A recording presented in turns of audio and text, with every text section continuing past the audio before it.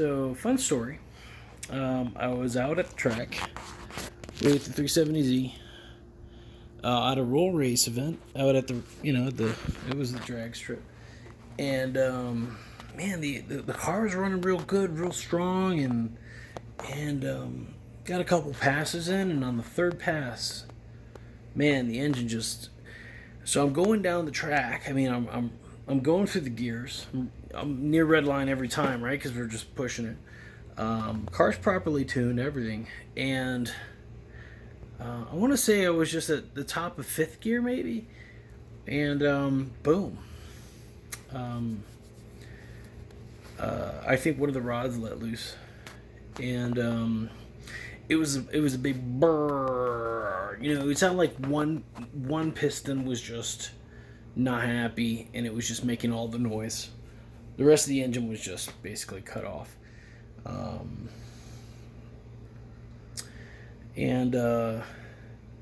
Yeah, so I pulled off. I mean, I looked behind me. There was a little bit of smoke, so that was like, oh shit, right? And that noise, that fucking thudding, vibration. I thought, man, I blew the motor for sure.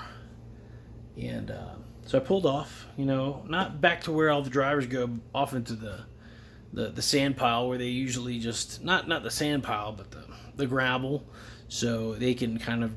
That's where they usually want you to, if you have a problem, so it soaks up all the fluids and all that. Anyways, so that's what happened, and then I went to they got me out to the parking lot. They towed me out there where I could get a tow truck, AAA at home, and here she is now. So she's sitting. And so the engine blew, but obviously it's down bottom. I have to lift the car up and take the subframe out and shit to see what really went down. Well, I just really got to pull the motor is what needs to happen. You wouldn't tell much looking at it from here. But I wasted no time. I had some extra cheddar in savings, so I decided I would go ahead and pump out the about $2,000 I think it was for a new block, and well, not a new block, but a used block from LKQ, and then it's not a plug for them or anything, but they had the block I needed. I mean, this car is about $43,000 on the odometer, and this block is $19,000. So I mean, I'm getting a younger block. The oil looks good. I mean, it's completely drained out, but you can tell where it sat last. I mean, there you go. It's not that ugly.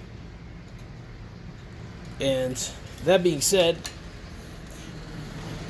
that not looking completely terrible and having a Nissan filter kind of either tells me that either an enthusiast was driving it and likes to kind of stick to the OEM stuff, or he basically just took it to the dealership and had them do regular services, which I'm not totally against.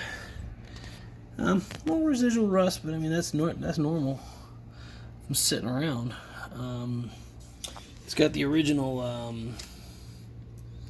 This is probably part of that accident because it was a quarter panel accident, front quarter. But that's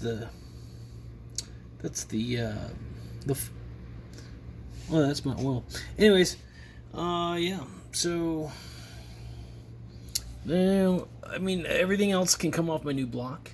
It's gonna have to. I mean, I'm putting my twin turbo kit back on the car. I'm just gonna have to study up on how to get the rods put in here and how to go on that route.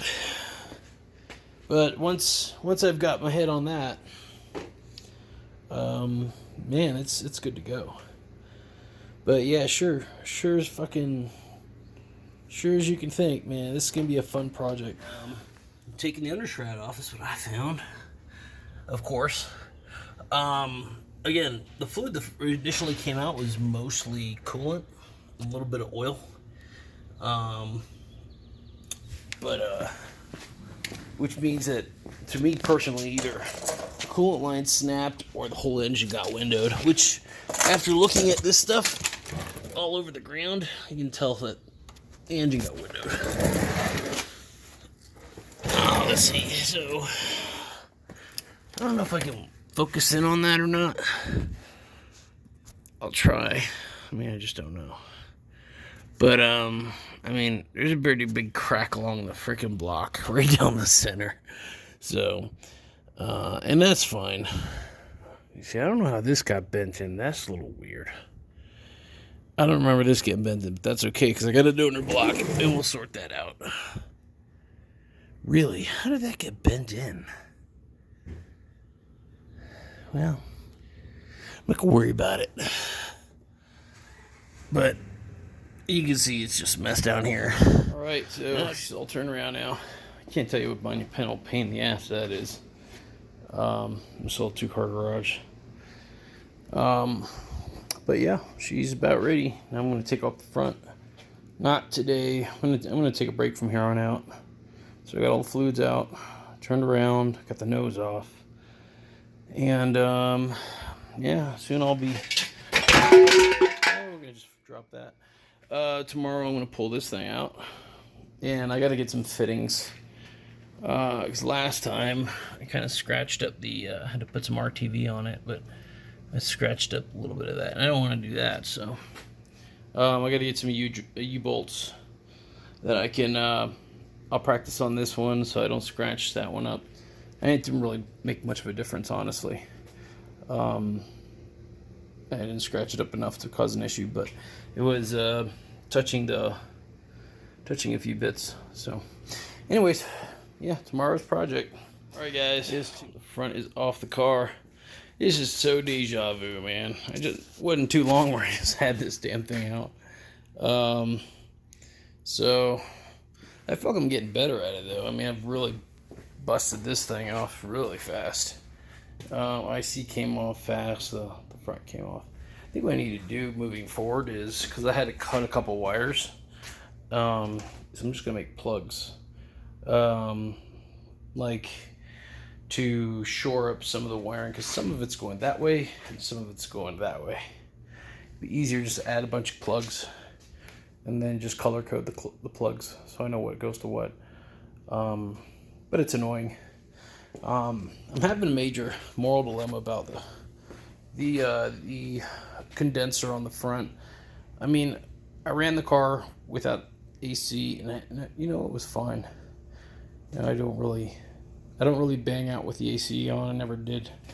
So that may be something. I just remove the condenser. Just do a delete. Just let the AC run neutral forever. What's up? So I took off the sway bar and front crashy, and this guy. This is, remember I was talking about putting a piece of sheet metal to protect it. This is what I was talking about. You can already see it's like a little bit of chafing on the on that clamp that I put. I don't know if you can see it on the video. Anyways, yeah. You gotta do it, man. The only way to keep it from like doing shit like that, which means I gotta put the clamp on there too. But yeah, we're just slow moving it. Day 3. I want to call it day 3, because everything's kind of been in dribs and drabs, really. But this is like the 3rd real day of doing work. I think I only spent like 4 hours, but still, I got a few things done. So I got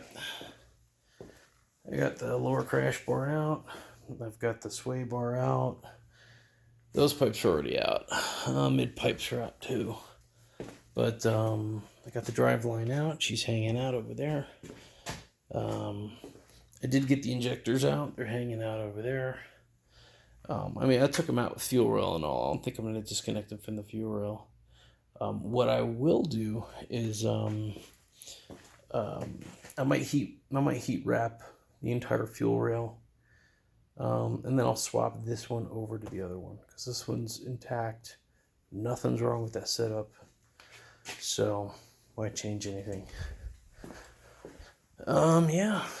I mean, she's ready to rock, but a couple things I need. I want to get some D bolts for this, so I can Again, I want to make sure I don't scratch anything up this time around. So I'll get D-bolts for that to go with my plates that are going to pull it up, which did an amazing job last time. Tomorrow's task, that's going to be to go inside the car and disconnect all the fun bits. The stick shift, the linkage all the way down. I did the linkage under the underneath the translink bolt that came out beautifully. Everything else, everything else been coming off pretty good. Yeah, stick shift's got to come out. If you watched my previous engine pull video, you'd see that this was already taken out. Contrary to popular belief, you don't have to remove the knob. You just leave the knob. The whole assembly is going to come out, spring and all. And it's not a hard process, actually. It's more of a pain in the ass just to get that. You see that screw hole? That screw, and then that other one. There's another one right there somewhere.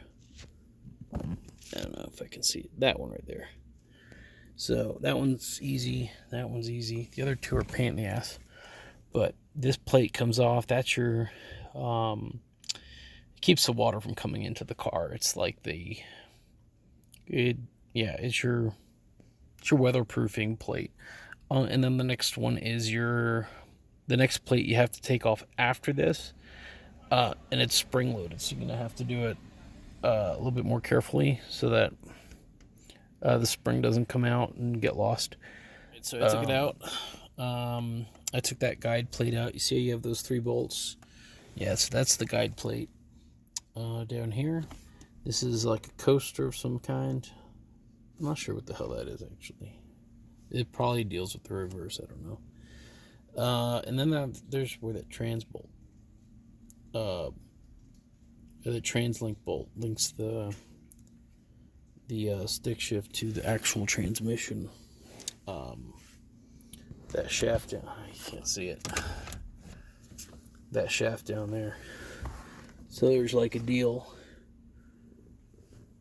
You can kind of hardly see it, but anyways, that's the main shaft that goes to your transmission. That's how you deal with that. And this is the link that goes to it. So I took that bolt out underneath the car. You've got the 3 on that plate, and then you've got that weather plate, whatever. That's 4. That's a pain in the ass to put back together.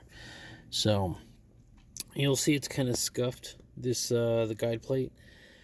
I will tell you, putting an engine with transmission back in the car is a bit of a pain in the ass, especially when you put solid mounts, because there's just not a lot of wiggle room when you're getting it back in. So just keep that in mind. It's a pain in the ass. You will be fighting the transmission this bit quite a bit on the way back in, especially when you get it on the mounts and stuff. It's just a pain in the ass, but yeah, it can be done. I did it. It works. So, all right. So I'm gonna take that spring out, push this thing to the side, and get back to the motor because it's almost time to pull this on day 4. So definitely got the stick shift out. So that's cleaned up. I don't have to worry about the interior of the car. I went ahead and got the ECU out too. So that's all taken out. I'm not taking this off just yet. Well, I gotta get the wire off. But anyways, it's my power steering taken out. Also got the AC line taken off. Disconnected my heater core line, one of them. The other one's just buried, so I gotta wait for that.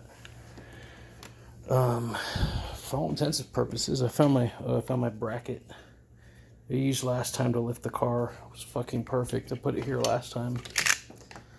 But you can see I put a little bit of RTV there, which actually, I don't even know if I needed it. Just a very, very small scratch on there. The rubber gasket would have just not cared. But this is what I did last time. What I'm going to do this time is I'm going to get a D-bolt so I can avoid touching anything. The injectors are out, so that's good. That was yesterday's task. But aside from, let me think about this. Aside from getting the mounts disconnected and a few just wires disconnected, the power steering line and a couple other things, it's ready to come out. But like I said, Home Depot tomorrow for this guy. That way we can start positioning the crane to get it out. All right, so she's ready. Got everything hooked up. Got the alternator power steering disconnected. Mounts are done. Did a test pull just to see if anything gets stuck, but it didn't. So looks like we'll be pulling this thing out this weekend or maybe during the week. I don't know. Well, that's that.